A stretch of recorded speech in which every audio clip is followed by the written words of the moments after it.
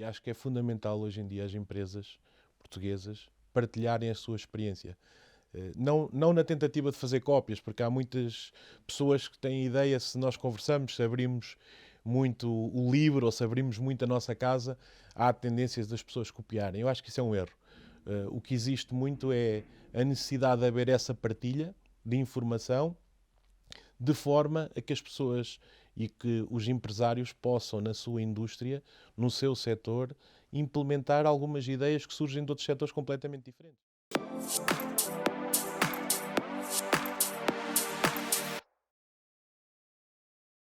Olá a todos, bem-vindos a mais um episódio do Pontos de Saudade. O meu nome é André Ferreira e hoje estamos aqui com Pedro Teixeira, CEO da Fapricela. Fapricela é uma empresa portuguesa, fundada em 1977, que começou o seu percurso com fabricação de pregos e agora dedica-se a produtos de trifilaria. Pedro, obrigado por estar aqui e se calhar começamos mesmo por aqui. Ou seja, pregos, como é que começou a Fapricela e porquê este produto e também como é que foi esta transição para outros tipos de produto? Muito bem. Antes de mais, muito obrigado pelo convite. Relativamente à questão dos pregos, tudo isto iniciou com o meu pai, que formou a empresa em 77, vocacionado nos pregos. O porquê dos pregos? Porque ele tinha trabalhado numa fábrica de pregos. Antes de iniciar esta atividade, havia uma fábrica em Coimbra, uma pequena unidade, que fabricava pregos, onde ele desempenhou algumas funções nessa mesma empresa. Posteriormente, surgiu o clique de, por que não, montar uma fábrica de pregos. Obviamente, numa altura difícil, em 77, com pouco investimento, com pouco dinheiro, porque ele iniciou praticamente a sua atividade sem qualquer dinheiro, digamos assim, tudo com apoio, na altura, financeiro, através de instituições financeiras que acreditaram dele, acreditaram no projeto dele, e que desenvolveu então a tal unidade de pregos com uma máquina, 2 funcionários, e foi assim que tudo começou. Após o fabrico de pregos, que foi crescendo ao longo dos anos, não é? Fomos a Fapricela, e daí vem o nome Fapricela, Fábrica de Pregos do Centro Limitada, é um bocadinho essa sigla, foi onde iniciou a sua atividade. Mais tarde, deparou-se com a necessidade de ir crescendo na gama de produtos. Mais tarde acabou por entrar a área das redes, que era um complemento que os armazenistas, visto que eram clientes desse segmento, tinham essa necessidade. Entrou na área das redes.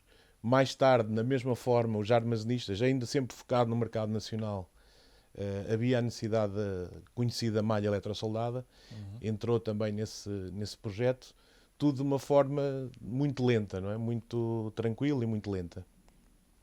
E assim as coisas foram evoluindo, ano após ano, entrada de novos produtos, e foi até aproximadamente até o ano de 95, 96, a empresa estava muito focada no mercado nacional e muito nestes produtos de baixo carbono, que nós chamamos tradicionalmente de baixo carbono, que são produtos que seriam comercializados na área local e nos armazenistas, na área da distribuição.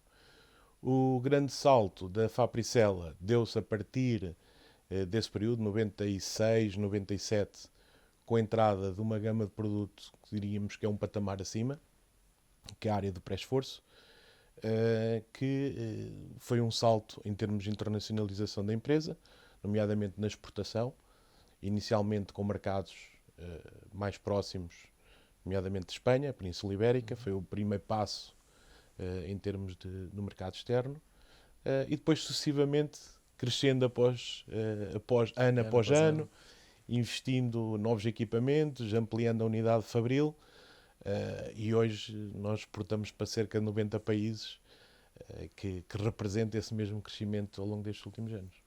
E esse salto, então, a razão é puramente comercial, a entrada em novos mercados, ou existiu mesmo aqui um esforço de inovação de produto?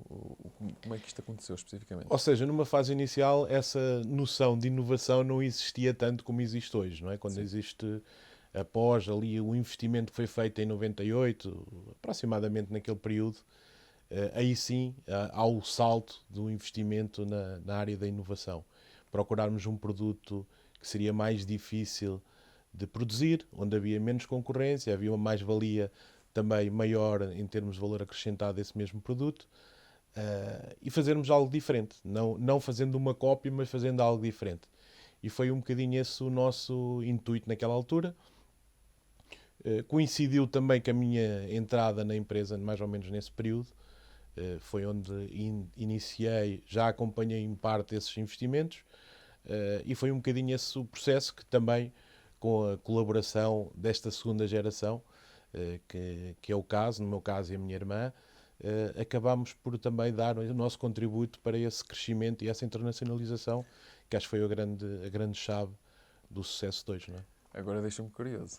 Então, mas a sua entrada dá-se mais neste vetor de inovação, de desenvolvimento de produto, ou numa parte mais de gestão geral, ou mesmo até numa parte comercial? Como é que isto aconteceu? Como é que é o seu percurso aqui na O meu percurso é assim, eu posso dizer quase nasci na Fabricela, não é? Sim. É É natural. natural, sim. O meu início, desde que eu me lembro de qualquer atividade, eu nasci praticamente na Fabricela. Desde os meus 14, 15 anos já ia fazer as férias à empresa. Recordo-me perfeitamente um episódio que era, a empresa tinha uma pequena dimensão, a tal fábrica de pregos, e fazia alguma malha eletrosoldada. E nessa altura a nossa estrutura era muito pequena. Tínhamos um contabilista, tínhamos um apoio administrativo, era o meu pai na altura, e pouco mais. Um homem do armazém, a falar em termos administrativos. Sim. E nessa altura nós tínhamos um contabilista que acompanhou o meu pai e a empresa, a nós ainda, durante muitos anos, até ter um problema de saúde e acabou por falecer. Mas foi uma peça importante no crescimento da empresa. E ele era a pessoa que fazia a contabilidade e fazia a faturação. Naquela altura que existia um computador na empresa, que não existia mais do que um computador na empresa. E então, eu nessa altura, com 16 anos, era eu que ia substituir as férias dele. Era eu que ia fazer as faturas, porque naquela altura pouca gente sabia mexer nos computadores. Era uma situação normal. E daí foi o meu crescimento, e acabou por ser ali um ADN em relação ao aço que foi ficando ao longo dos tempos.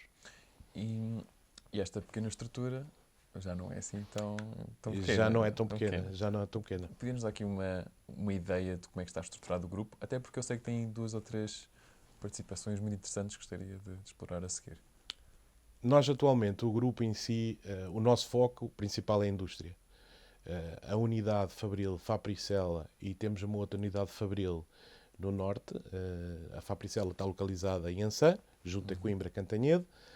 Temos a outra unidade Fabril, que é a Ibermetais, que está situada em Friamundo, junto a Passos Ferreira, que foi uma aquisição que fizemos em 2007.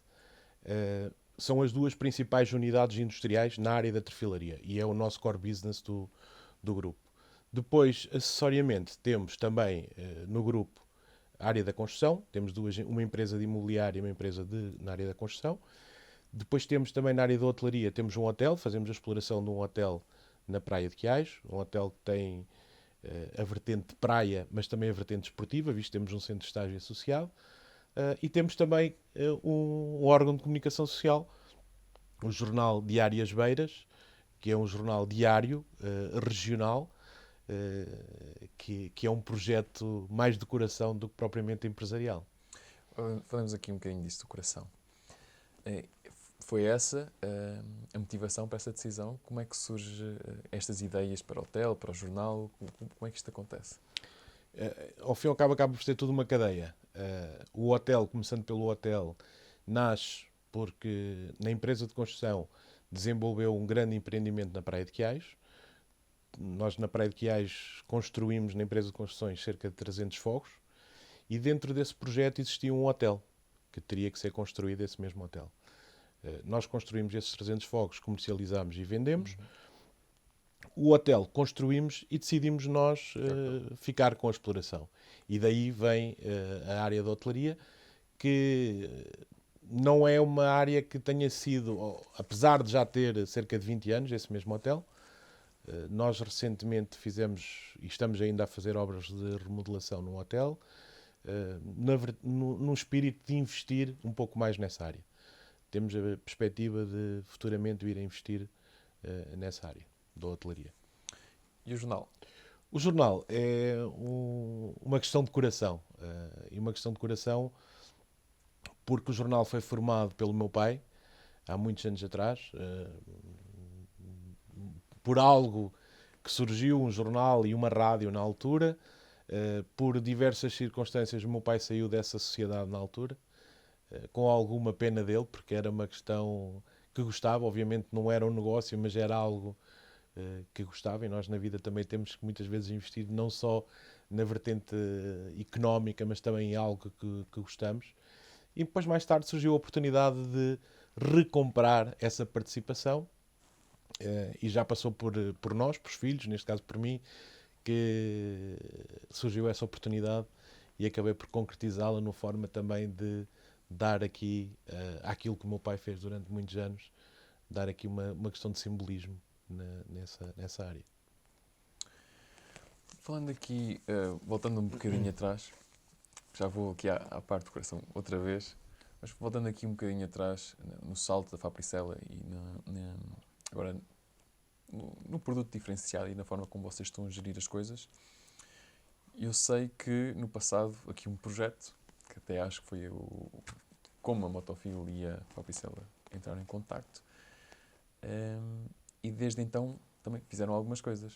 Certo. Podia falar aqui um bocadinho da relação? Sim, a nossa relação com a Motofil iniciou-se num projeto que num determinado momento surgiu, num encontro que existiu na altura entre mim, o meu pai e o Sr. João Novo. E criou-se aqui uma química em termos de personalidade. Acho que entre nós passou de um projeto que por diversas questões acabou por não avançar, mas surgiu a oportunidade de fazermos outros negócios. Hoje a Motofil é nosso fornecedor na área da robótica no grupo, e além disso temos uma amizade muito grande que faz com que muitas das vezes nos encontremos e discutimos eventualmente outro tipo de negócios e outro tipo de parcerias. E obviamente o Sr. João Novo é uma pessoa que tem um perfil diferente, eu diria diferente, que nos faz criar uma relação obrigatoriamente com ele, não é? Sim, sim, tem toda a razão. Acha que este tipo de relação é fundamental para fazer negócios aqui em Portugal, hoje em dia? Pode ser empresarial português? Eu acho que sim. Eu acho que deveria existir mais. Porque nós não significa que a relação que possamos fazer negócios juntos, mas partilhamos experiências, e essas experiências podem ser utilizadas não só em conjunto, como até individualmente. E acho que é fundamental hoje em dia as empresas portuguesas partilharem a sua experiência. Não na tentativa de fazer cópias, porque há muitas pessoas que têm ideia, se nós conversamos, se abrimos muito o livro ou se abrimos muito a nossa casa, há tendências das pessoas copiarem. Eu acho que isso é um erro. O que existe muito é a necessidade de haver essa partilha de informação, de forma a que as pessoas e que os empresários possam, na sua indústria, no seu setor, implementar algumas ideias que surgem de outros setores completamente diferentes. E isso acho que é benéfico para o empresário e para a indústria portuguesa. Sente que isso não acontece o suficiente aqui Não, em Portugal? na minha opinião, não. Na minha opinião, acho que ainda existe muito receio de o meu negócio ser fechado porque o outro o que quer é copiar. E acho que esse é um ponto negativo, na minha opinião. Mas agora com as segundas e terceiras gerações, também já têm um tipo de bagagem, um tipo de formação, nem que mais não seja pelo facto da internet e da informação estar mais disponível, é uma tendência que se tem atenuado ou está muito vincado? Eu acho que sim, eu acho que tem esse atenuado, apesar de Ser muito presente. é ainda muito presente. Ok. Está melhor, mas eu acho que ainda temos que dar uns passos comparativamente com o que existe noutros países e noutros mercados. Eu sinto que noutros países e noutros mercados há uma maior abertura que não existe em Portugal. E se estivesse, pronto, se pudesse fazer algo em relação a isso, estou pela cabeça, qual é que seria uma ideia para tentar resolver isto? Eu acho que a questão do associativismo é um passo inicial. Na minha opinião, acho que em Portugal existem associações demais, muito dispersas. Acho que deveria haver algo que nos permitisse juntar-se mais de uma forma regular de forma a que pudéssemos partilhar experiências. Eu dou-lhe um exemplo que nós na Fapricela, pela internacionalização que temos, nos países que temos, nos mercados que estamos, a nossa abordagem a esses mesmos mercados, através do associativismo, nós hoje, a Fapricela está presente em algumas das principais associações europeias, com o objetivo de defender um pouco o setor, o mercado, de uma forma a partilhar alterações que permitam beneficiar a economia global. Eu dou-lhe um exemplo, nós recentemente participámos na fundação de uma associação na área da tefilaria, mas uma associação um pouco diferente. A área da tefilaria divide-se entre empresas que são totalmente integradas, quando eu digo integradas, que têm siderurgia até ao produto final, e empresas independentes que são menos e que, entre aspas, têm um pouco mais de dificuldades, porque a gestão é diferente, que é o nosso caso. Nós representamos, hoje em dia, um dos grandes players a nível europeu na área da tefilaria, mas somos um grande player independente, não integrado com o grupo siderúrgico. E nós criámos uma associação europeia com os grandes players a nível europeu, independentes, não integrados, de forma a que pudéssemos defender um pouco os nossos interesses e não ser aglutinados pela área integrada. Não é? E onde a Fapricela é vice-presidente dessa mesma associação europeia. Sendo que o seu trabalho agora como CEO é mais à volta destas temáticas ou tem muito que ver ainda com a parte operacional do negócio? Ainda muito com a parte operacional. É uma área que me fascina. Eu, apesar de ser da área de gestão, uma da área que gosto imenso é a fábrica, por ter nascido junto dos equipamentos, por ter assistido à aquisição dos equipamentos e envolver-me bastante na fábrica. É uma área que eu gosto imenso, é acompanhar o processo produtivo e estar mesmo no chão de fábrica, não é? Que é uma área que eu gosto imenso. Obviamente, não descurando toda a área de estratégia que hoje em dia cada vez mais é fundamental para o crescimento das empresas. Trabalham diretamente, por assim dizer, através de delegações comerciais, Espanha, Inglaterra e França. Em Espanha temos delegação unicamente comercial, onde temos equipa comercial de venda. Inglaterra e França temos mesmo uma operação montada com venda e stock e armazém de produtos. Como é que, ou seja, esta decisão dos mercados de língua espanhola surgiu por necessidade? Por necessidade, exatamente. Mas vocês, estando em 90 países, tiveram que tomar outras decisões um pouco mais estratégicas, penso eu, com algum tempo. Como é que tomam esta decisão entre uma delegação comercial ou distribuição ou representação direta? Qual é que é o vosso racional para decidir? Nós, até um determinado momento, a Fapricela trabalhava com agentes. Tinha alguns agentes, inicialmente, no mercado espanhol, começou com agentes. Inglaterra tinha agentes, França tinha agentes. O que nós fizemos a partir de um determinado período foi mudar a nossa estratégia completamente. E mudar a nossa estratégia foi abandonar os agentes e criar estrutura própria. E esse foi a grande chave do nosso sucesso, foi exatamente essa tomada de decisão. Quando montámos o nosso escritório em Espanha com estrutura própria, terminámos com esse agente. Em França, a mesma coisa. Em Inglaterra, a mesma coisa. E em todos os outros países, o que nós temos são comerciais que fazem o mercado diretamente de Portugal. Okay. Estão constantemente em viagem, agora menos por esta situação da pandemia, mas todos esses mercados, nós não temos agentes no mundo, estamos nesses países todos, tudo com equipas comerciais próprias. Eu faço esta pergunta porque poderá ser útil para outras empresas compreender este processo. E é muito importante compreender que também tem alguns custos, ou seja, ter pessoas deslocadas é um investimento. É um investimento. É um investimento elevado. Muitas das vezes as empresas, eu acho que olham para essa área como um gasto e não como um investimento. E nós temos que olhar para essas áreas como um investimento. Nós, se vamos apostar numa equipa comercial, seja externa, seja interna, temos que olhar como um investimento que estamos a fazer, tal e qual como comprar uma máquina, tal Exatamente. E qual como montar um armazém.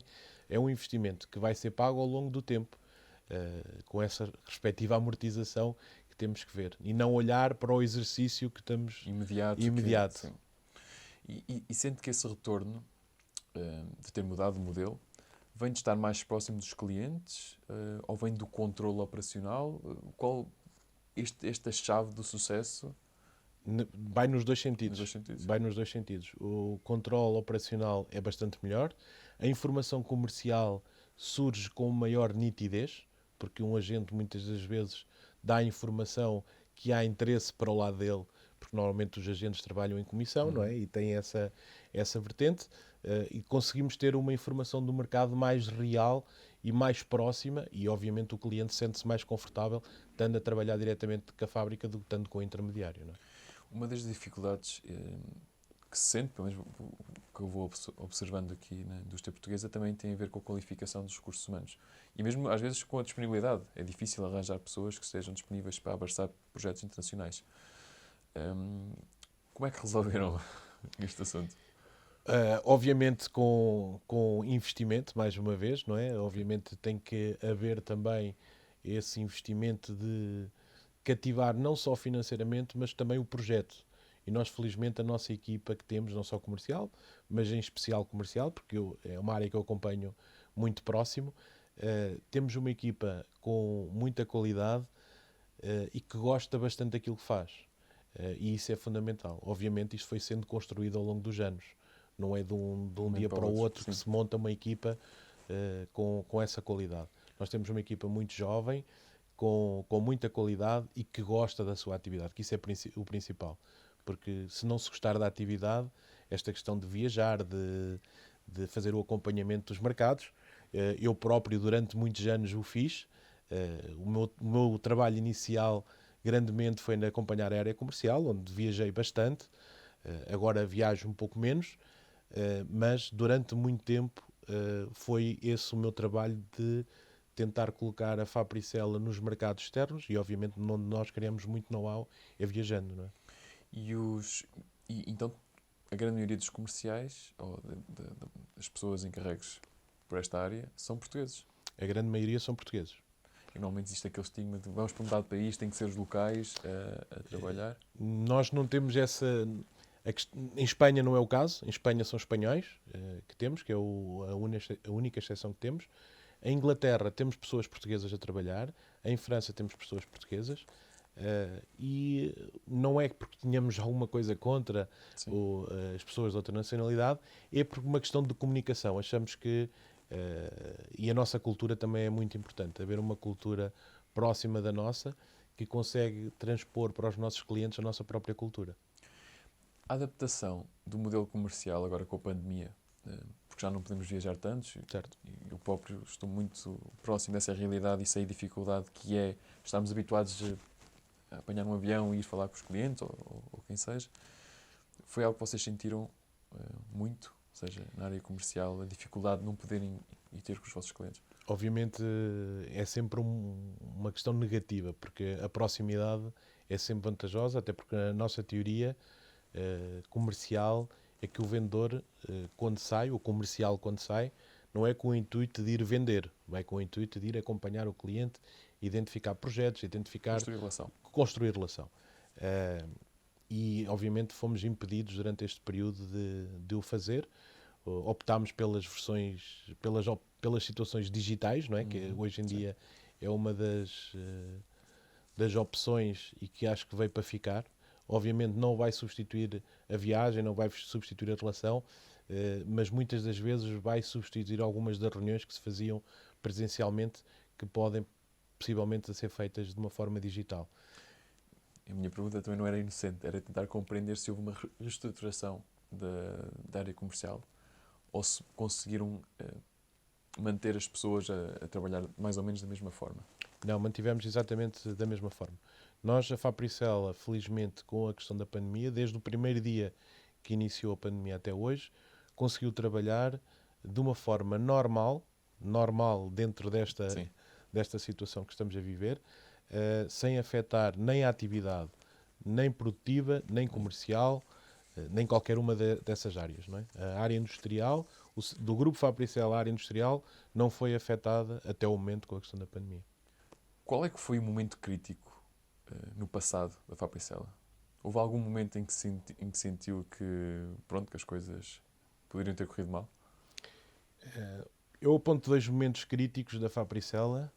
O primeiro foi quando nós iniciámos o investimento na área do pré-esforço, como falei há pouco, que foi avançar para um produto de um patamar completamente diferente. Só uma nota para as pessoas que estão em casa, se podia elaborar um bocadinho quais são os produtos pré-esforço, em termos práticos, Em termos práticos, sim. sim.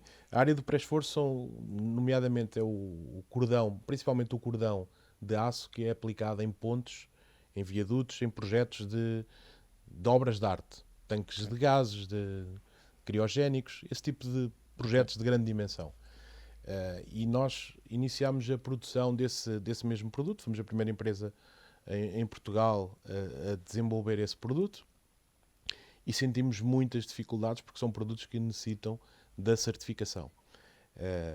E em virtude de sermos a primeira empresa em Portugal a desenvolver esse produto, Portugal não estava preparado para certificar esse mesmo produto. E nesse caso, o CERTIF, o LNEC, as entidades certificadoras em Portugal, nesse momento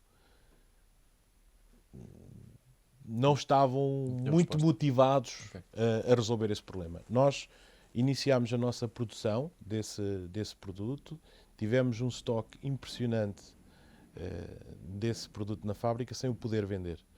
E para resolver o problema, e passámos ali alguns momentos difíceis, para resolver esse problema acabámos por ter que vender a uma empresa espanhola, que era nosso concorrente, para depois vender em Portugal, porque os cadernos de encargos em Portugal diziam que o produto podia ser aplicado se fosse certificado no país de origem. Como o nosso país de origem era Portugal, nós não o podíamos vender. Mas se fosse uma empresa espanhola a vender, já o podia vender porque tinha a certificação espanhola. E nós nessa altura conseguimos até ter a certificação espanhola primeiro que a portuguesa. Foram momentos bastante complicados. Por isso eu considero que esse foi o momento mais difícil que a empresa teve.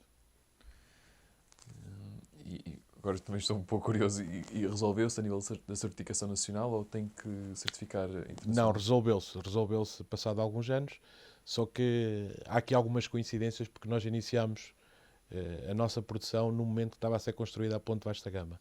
Pela dimensão que era, penso eu que não existia muito interesse em que essa certificação fosse rápida porque existiam outros fornecedores que queriam fornecer esse projeto. Não é? São aquelas dúvidas que ficam no ar, Ficam no nunca ar. sabemos o que é que aconteceu. Mas a nível de projetos interessantes, eu sei que a Fapricela esteve presente agora num, que vou pedir ao Pedro para explicar, que envolve uma ilha e uma autoestrada, Exatamente. entre outros, sim, também. Nós, felizmente, estamos a fazer, como falei há pouco, fornecer projetos em todo o mundo. Temos um projeto que foi relativamente recente, que terminamos o fornecimento há cerca de um ano, que foi um projeto importante e emblemático para nós, que foi uma autoestrada que foi feita na Ilha da Reunião, toda em cima do mar, que contorna a ilha, toda suspensa. Um projeto que levou muita quantidade de cordão, por isso ainda hoje é a autoestrada mais cara do mundo por quilómetro. E não deixa de ser um projeto de engenharia muito interessante, como outros que tivemos, desde centrais nucleares, plataformas petrolíferas, projetos de grande dimensão a nível mundial. Como é que se acede a este tipo de projetos? Ou seja, eu sei que é um caminho que se faz, ou seja, ganhamos um projeto com algum renome, isso permite-nos aceder a outros projetos e etc. Como é que isto foi feito na Fapricela? Sente que isto tem vindo a acelerar? Tem vindo a acelerar e tem a ver um pouco com a relação que vamos tendo com os nossos parceiros. Neste caso concreto, estamos com uma construtora francesa, uma das maiores construtoras francesas a nível mundial, que tem presença em todos os países e que está muito nestes projetos de grande dimensão. Ou seja, eu diria que não há um projeto no mundo de grande dimensão que esta empresa não esteja presente. Nós criámos uma relação muito interessante e muito importante com a empresa, que não somos fornecedores, somos parceiros, fazemos muito intercâmbio técnico, os técnicos deles vêm muitas vezes à nossa empresa receber formação, fazer auditorias e do nosso caso a mesma situação, visto que essa empresa tem laboratórios próprios para poder também desenvolver produtos e muitas das vezes nos desafia alterações na área da engenharia que obrigam a alterações nos produtos e nos desafia a podermos desenvolver esses mesmos produtos. E acho que tem sido uma parceria com bastante fruto. Falemos um bocadinho do futuro, que também é um dos temas aqui deste podcast, é falar um pouco das tendências. Quais são as tendências que antecipa para o setor e como é que a Fabricel se está a adaptar? Relativamente ao setor da tefilaria, é um setor que tem altos e baixos ao longo dos últimos anos. A Fabricel tenta sempre posicionar de uma forma diferente da nossa concorrência, olhando um pouco para trás para prever um bocadinho o futuro. Nos últimos 10 anos, a Fabricel tem crescido todos os anos e onde existimos algumas trefilarias a nível europeu que fecharam. Contraciclo, não é? Nós temos crescido um pouco contraciclo. Estamos a viver um momento de grande crescimento no setor, em virtude, atualmente, desta questão da pandemia. Todos os investimentos estão a ser feitos a nível mundial. Há uma procura muito grande no aço e daí o que estamos a viver hoje, com os preços a atingir níveis históricos. E nós prevemos que esta situação se mantenha durante alguns anos. Em termos da própria Fabricel, em termos estratégicos, nós queremos continuar a crescer.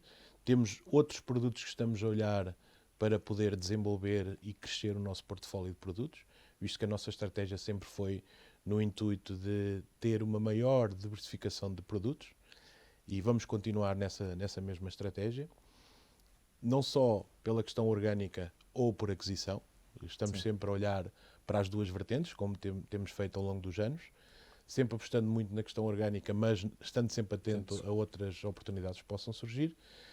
Por isso nós queremos dar continuidade porque achamos que ainda há produtos no setor da trefilaria que podem crescer valor à estratégia da Fabricel. Mas esta questão das matérias-primas é preocupante. Ou seja, o que se antecipa é que o preço continua a subir no longo prazo. Sim, eu acho que não é só as matérias-primas, porque hoje em dia fala-se muito nas matérias-primas. Há outros fatores muito importantes e acho, na minha opinião, que se tem dado pouco relevo a eles, que é o fator energético, nomeadamente a energia elétrica, o gás, que está a ter um comportamento completamente anormal, que pode ter um impacto na indústria, não só na área da trefilaria ou na indústria siderúrgica, mas na indústria em geral, que pode ter um impacto importante nos custos dos produtos. E onde, na área da construção, essencialmente, pode ter aqui um impacto muito forte, não só o aumento das matérias-primas, que já o temos vindo a verificar ao longo deste ano, mas o próximo ano, com os aumentos da energia que se prevê, não é? E que já estão em cima da mesa, pode ter impactos muito grandes, mas mesmo muito grandes, nesse custo de transformação. Obviamente, nós como indústria temos que lidar com essa situação, adaptar-nos, melhorarmos, criar energias alternativas, como hoje está muito em cima da mesa, mas acaba por ser um bocadinho o nosso trabalho, é o que eu digo, o nosso trabalho ao longo dos anos foi sempre tendo barreiras para nós podermos ir atravessando essas mesmas barreiras, faz parte um bocadinho do nosso trabalho. A adaptação faz parte do jogo. Exatamente. Eu disse que voltávamos à parte do coração e pelos vistos já estamos a chegar lá. Se tivesse que dar um conselho a um jovem empresário ou a um jovem gestor, qual é que seria? Eu acho que hoje em dia, para um jovem empresário e um gestor, a inovação é a palavra de ordem. Ou seja, pensar na inovação é fundamental hoje em dia. E há uma outra que sinto um pouco isso, principalmente nestes mais jovens empresários, é o medo de assumir o risco. Hoje, para se ter sucesso, tem que se correr algum risco. Não podemos ter medo. Eu passei um bocadinho por esse segmento, porque comecei muito novo a assumir estas funções. Eu há pouco não contei, mas eu tive que assumir, quando eu digo tive que assumir, por uma infelicidade do meu pai, que em 99 teve um problema de saúde grave naquela altura, eu estava a acabar a minha licenciatura e tive que assumir a empresa. apesar de já ter algum conhecimento, mas não estava presente a tempo inteiro, e assumi a empresa muito jovem, não é? Sim, sim, muito novo, exatamente. Com 20 e poucos anos tive que assumir essa função. E senti algumas dificuldades no tratamento com outras pessoas, porque por ser muito jovem, estar em ambientes onde tinha que reunir com pessoas com 15, 20 anos mais velha que eu, muitas das vezes era visto de maneira diferente. E acho que isso é muito importante, esse conselho para um jovem empresário, é ser vincado, ter um perfil de agressividade no bom sentido, para se afirmar, porque eu acho que hoje em dia não é a idade que define um bom gestor ou um mau gestor, ou um bom empresário ou um mau empresário. Pedro, muito obrigado por ter vindo aqui ao podcast. Muito obrigado pelo convite. Para a volta que está lá em casa, sigam-nos nas nossas redes sociais, visitem o nosso novo site pontosportalar.com e, claro, vejam os episódios que já temos no nosso canal do YouTube. E subscrevam também, é muito importante. Muito obrigado e até ao próximo episódio.